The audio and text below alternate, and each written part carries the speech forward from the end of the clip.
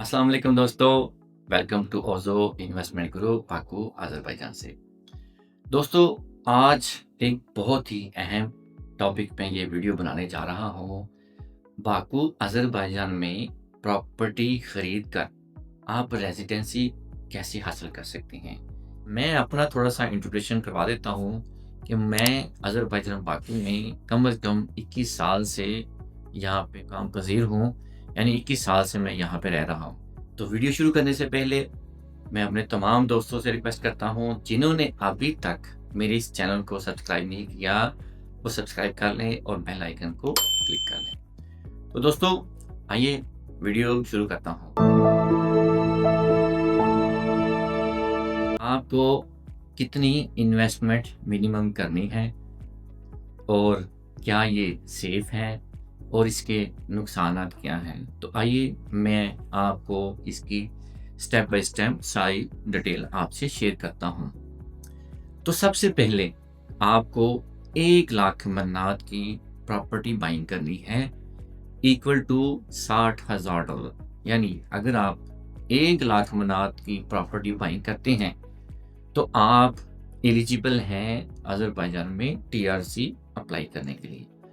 तो दोस्तों, ये टीआरसी है क्या? क्या आप टीआरसी के बाद पीआर ले सकते हैं? और पीआर के बाद क्या आप अज़रबैजान बाकू की नेशनलिटी ले सकते हैं?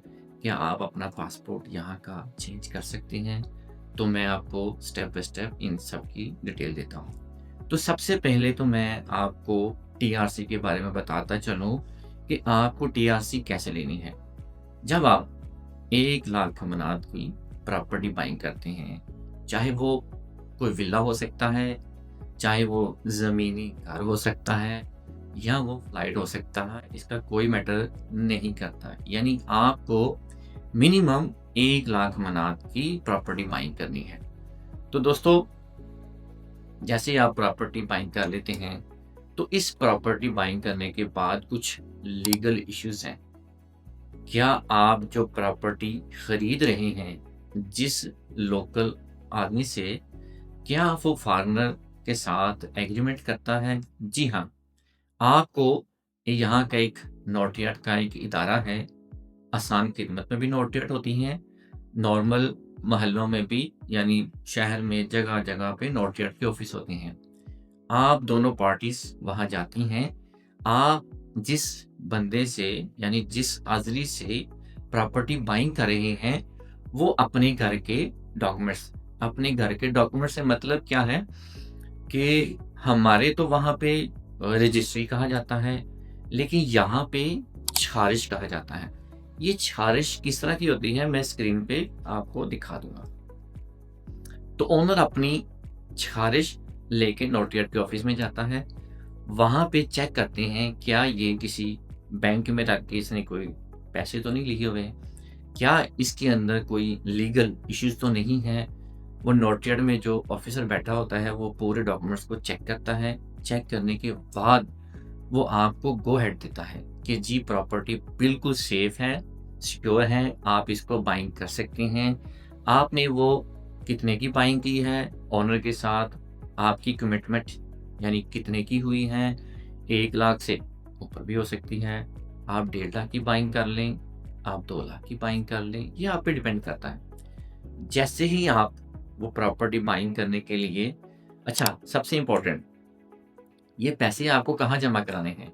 क्या लोकल जिससे आप प्रॉपर्टी खरीद लिए हैं, क्या आप ये पैसे उसको बाय हैंड देते हैं या उसके पर्सनल अकाउंट में जमा करवाने हैं? तो दोस्तों, ऐसा नहीं है। ये आपके पैसे बहुत सेफ होते हैं। ये नोटियाट के अंदर ही इनका अपना एक बैंक है। आपकी जो भी उस लोकल के साथ कमिटमेंट हुई है, आपने वो पैसा गवर्नमेंट के बैंक में जमा करवाना है। जैसे ही आप पैसा वहाँ पे जमा करवाते हैं, आपको एक प्रूफ़ दे देते हैं कि आपने ये पैसा जमा करवा दिया। तो दोस्तों, जैसे ही आप पैसा जमा करवाते हैं, तो आपको एक प्रूफ़ दिया जाता है कि आपने ये गवर्नमेंट के बैंक में, यानी नोटियाट के बैंक में ये पैसा डिपॉज़िट कर दिया। अब जैसे ही आप वहाँ पे डिपॉज़िट करते हैं, आपको प्रूफ़ मिलता है। आप दोबारा से उसी अफ़सर के पास जाते हैं, ओनर भी जाता है, और वहाँ पे एक एग्रीमेंट होता है। अच्छा, वहाँ पे क्या होता है कि आप खुद तो कुछ नहीं कर सकते, यानी आपको मजबूरन या किसी ट्रांसलेटर की ज़रूरत पड़ेगी या किसी ऑथेंटिक इदारे की जो ये काम करता है, या अगर आप ये इदारे से या किसी ऐसे ट्रांसलेटर ना हो, तो आप डायरेक्टली अपना काम करेंगे तो आप अपने पैसों का लॉस भी कर सकते हैं, उसमें बहुत से फ्रॉड भी हो सकते हैं। अल्लाह ना करे आपके साथ कोई ऐसा मिसहैप हो जाए, तो आप किसी लीगल इदारे से हमसे रुजू कर सकते हैं, हम आपकी रहनुमाई करेंगे। तो जैसे ही आप के पास प्रूफ आ जाता है, आप अफ़सर को देते हैं, ओनर भी वहाँ आता है, वहाँ पे एक सेल परचेज़िंग का एक एग्रीमेंट होता है। वो एग्रीमेंट आपको दे देते हैं कि लें सर, अब आपकी ओनरशिप आपके नाम हो गई है। यानी इस घर को आपके नाम ट्रांसफ़र कर दिया गया है। अब आपने क्या करना होता है, जैसे ही आपने वो एग्रीमेंट लिया, उसको आपने अपने नाम कन्वर्ट करवाना होता है। वो कुब्जा अपने नाम बनवाना होता है। तो वहीं पे एक इदारा है, जहाँ आप अपना एग्रीमेंट वो जमा करवाते हैं।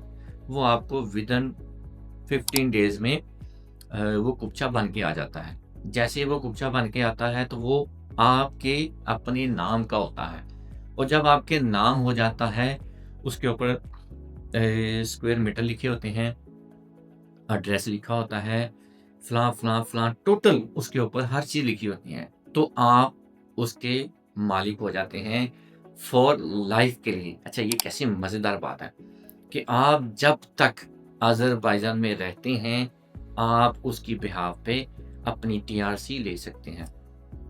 तो दोस्तों, ये तो हो गया टीआरसी का मरहला। क्या आप इस टीआरसी को टीआरपी में कन्वर्ट कर सकते हैं? अगर कर सकते हैं तो कितना टाइम चाहिए? मैं आपको बताता हूँ। आपको 1 साल की टीआरसी चाहिए। फिर जब वो ख़त्म हो जाए, इसके बाद आपको 1 साल की और टीआरसी चाहिए। जब आप पूरे 2 साल टीआरसी ले लेते हैं, देन आप एलिजिबल हैं पीआर के लिए, यानी आप पीआर अप्लाई कर सकते हैं। अच्छा, यहाँ आपने पीआर तो अप्लाई कर दिया, क्या आपको पीआर के लिए कुछ एक्स्ट्रा ऑर्डिनरी चीज़ें भी चाहिए? जी हाँ, आपको एक छोटा-सा टेम्परेरी टेस्ट होता है, वो आपको पास करना है। वो है लैंग्वेज का टेस्ट। आपको हर हाल में वो लैंग्वेज का टेस्ट पास करना है। अगर आप वो टेस्ट पास नहीं करते, तो आप पीआर नहीं ले सकेंगे। यानी लैंग्वेज बहुत ज़रूरी है। आपको विदिन 2 ईयर में लैंग्वेज सीखनी है। मिनिमम आपको 40% आनी चाहिए। इसमें कोई ऐसे एक्स्ट्रा क्वेश्चन नहीं करते, सिर्फ़ अपने मुल्क के बारे में पूछते हैं और कुछ इधर की उधर की चीज़ें, यानी पूछते सिर्फ़ और सिर्फ़ अज़रबैजान के बारे में ही है। अगर आपको लैंग्वेज आ जाती है, तो आप पीआर ले लेते हैं। अच्छा, बात यहाँ पे ख़त्म नहीं होती। क्या आप उस पीआर के बाद यहाँ की नेशनैलिटी ले सकते हैं? नहीं, अभी भी एक स्टेप बाकी है दोस्तों। आपको एक जब ये पीआर ख़त्म हो जाए, इसके बाद भी आपको एक पीआर लेनी है। जैसे ही आप दूसरी पीआर लेते हैं, आप फ़ौरी एलिजिबल हैं पासपोर्ट अप्लाई करने के लिए। आप फ़ौरी पासपोर्ट अप्लाई कर सकते हैं। उसका आंसर कब आता है? 1 साल में आ जाए, 6 मंथ में आ जाए। नॉर्मली 1 साल में 2 बार आपकी फ़ाइल चेक की जाती है नॉर्मली। 2 साल में आ जाए, 3 साल में आ जाए। जैसे ही अप्रूवल आएगी, तो आप अपना पासपोर्ट चेंज कर सकते हैं और यहाँ की नेशनैलिटी ले सकते हैं। ये तो बड़ा ही ईज़ी स्टेप है प्रॉपर्टी खरीद के टीआरसी लेने का। तो दोस्तों, जैसा कि मैंने आपको पूरी वीडियो में सिर्फ टीआरसी और पीआर और नेशनैलिटी के बारे में बताया, तो बहुत से दोस्त हमसे पूछते हैं, क्या हम इस टीआरसी पे किसी दूसरे मुल्क जा सकते हैं, शेंगन मूव हो सकते हैं, अपनी फैमिली को वहाँ पे शिफ्ट कर सकते हैं? तो जी हाँ दोस्तों, आप अपनी फैमिली को अपने साथ यूरोप में शिफ्ट कर सकते हैं। लेकिन उसके लिए आपको क्या करना है? आपको वीज़ा अप्लाई करना है मिनिमम 8 माह के बाद। जैसे आप बाकू में ये प्रॉपर्टी रेज़िडेंसी ले लेते हैं, उसके मिनिमम 8 माह के बाद आप शेंगन के लिए अप्लाई कर सकते हैं और आपको यूरोप का वीज़ा मिल जाता है। जब आपको मिल जाता है वीज़ा, तो उसके बाद आप अपनी फैमिली का अप्लाई करें, तो आपकी फैमिली को भी बड़ी आसानी से वीज़ा मिल सकता है। तो आप इस तरह से अपनी फैमिली को यूरोप में मूव कर सकते हैं। तो दोस्तों, ये तो मैंने आपको स्टेप बाय स्टेप चीज़ें बता दी, लेकिन यहाँ पे बहुत से लीगल इश्यूज़ होते हैं। आप खुद से कोई भी ऐसा काम मत कीजिएगा कि आप अपने एसेट को लॉस कर दें। आप पहले सबसे पहले वेरीफ़ाई करें कि आप जिस इदारे से काम करवा रहे हैं, क्या वो इदारा वाक़ई सर्टिफ़ाइड है? क्या वो वाक़ई ये सर्विस दे रहा है? क्या कोई इसमें एक वो 2 नंबरी तो नहीं करते? यहाँ पे बहुत कुछ होता है, हमारे बाकू को बहुत बदनाम किया गया है, ऐसा नहीं है। आप प्रॉपर्टी बाइंग करके अगर आप लोग यहाँ पे नहीं रहना चाहते, तो आप इसको रेंट आउट भी कर सकते हैं, यानी कि आपको मंथली रेंटम इनकम भी अच्छी खासी आ सकती है। अगर आप वो यहाँ पे प्रॉपर्टी बाइंग करके किसी को रेंट आउट कर देते हैं, तो ये भी एक बहुत अच्छा मौका है। मैं समझता हूँ कि बाकू अज़रबैजान में जितना सस्ता पैकेज यहाँ पे है, पूरी दुनिया में मुझे नहीं कहीं नज़र आया। मैं बहुत से मुल्कों में गया हूँ, यूरोप में जाता हूँ और यहाँ से बहुत से दोस्त जो मेरे साथ जाते हैं, बहुत सी फैमिलीज़ को मैं ऑलरेडी यहाँ से शेंगन में शिफ्ट कर चुका हूँ। ऑलरेडी मेरी वीडियोज़ बनी हुई हैं, कुछ दोस्तों ने नहीं बनाई, बस उनकी अपनी एक प्रॉब्लम थी। तो लेकिन अल्हम्दुलिल्लाह अभी तक बहुत सी फैमिलियों को मैं यूरोप शिफ्ट कर चुका हूँ। अकेले लोगों ने भी बहुत से वीज़े ले चुके हैं मुझसे। तो आप दोस्तों, अगर बाकू में प्रॉपर्टी बाइंग करना चाहते हैं, तो जल्दी करें। ओज़ो इन्वेस्टमेंट ग्रुप की टीम से राब्ता करें, हम आपकी रहनुमाई करेंगे। लीगल, सेफ और ट्रस्टेबल। आप सबसे पहले वेरीफ़ाई करें, देन आप यहाँ की प्रॉपर्टी बाइंग करें। दोस्तों, मैं अगली वीडियो में आपको बताऊँगा कि आप क्या प्रॉपर्टी बाइंग करने के बाद यहाँ पे बिज़नेस कर सकते हैं। अगर कर सकते हैं, तो कौन-कौन से बिज़नेस आप बाकू में कर सकते हैं? और क्या आपको कोई इसका लीगली इश्यू आते हैं, या यहाँ पे टैक्सेस कितने हैं, या क्या हमें नॉर्मली कितनी इन्वेस्टमेंट पे बिज़नेस करना पड़ेगा? तो दोस्तों, सबसे पहले तो ये था कि आपकी टीआरसी और नेशनैलिटी के बारे में बता दिया। अब आपको ये बताता चलूँ कि जब आप अपनी टीआरसी ले लेते हैं, तो उसके साथ आप अपनी फैमिली की भी टीआरसी ले सकते हैं। फैमिली में आपकी मिसेस और आपके बच्चे, चाहे वो जितने भी हैं माशाल्लाह, 18 साल से कम उम्र बच्चे आपकी टीआरसी पे आ सकते हैं। और इसके साथ-साथ एक और चीज़, क्या आपके वालिदैन वो भी आ सकते हैं? जी हाँ, अगर वो 65 प्लस के हैं, तो वो भी आपकी टीआरसी पे रह सकते हैं। और कब तक रह सकते हैं? जब तक आपके पास ये प्रॉपर्टी है, वो आपकी ओनरशिप है, ये फॉर लाइफ के लिए है। आप जितनी देर मर्ज़ी बाकू में रहें, अगर प्रॉपर्टी आपके नाम पे है, तो आप उतनी देर बाकू में रह सकते हैं।